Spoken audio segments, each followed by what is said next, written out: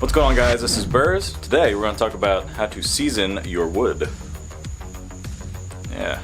Alright, so I went out and got a bunch of wood for free. Saw a listing on Facebook Marketplace. Somebody had a tree fall down. They had somebody come out, cut it up in chunks, which was great. I went out, I grabbed a whole bunch, filled up the truck, brought it back. So we have a fire pit. We're looking at getting a fire stove. That's a whole nother subject, but we have a whole bunch of fire pit wood from last year I got that is in the front, because you don't want to have that in the back and put the new stuff in the front. So I tore all this out and then I put all the new stuff in the back here. So I got it, chopped it, and now I'm throwing that in the back. Now the key is to have spacing.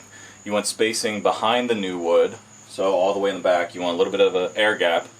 You want an air gap between all the rows of your wood, and then on the sides you want some air. You want air to circulate through. If you jam it all up against the back and then jam this against that, the ends of the wood are not going to have the ability to dry out and then dry to the middle.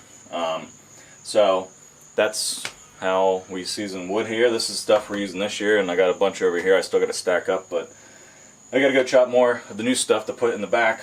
But yeah, if you're looking to season wood, you got some Fireplace, you got a fire pit, whatever. It's all the same concept when you're stacking your wood and storing it.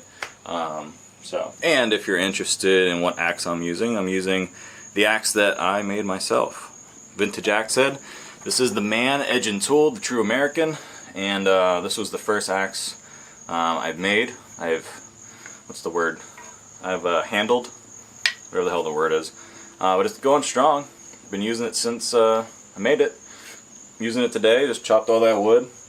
Working great. So if you're interested, the link down below. There you go. If you have any questions or anything, let me know. If you have a method that's different, go ahead and put that in the comments down below as well. Until next time, later.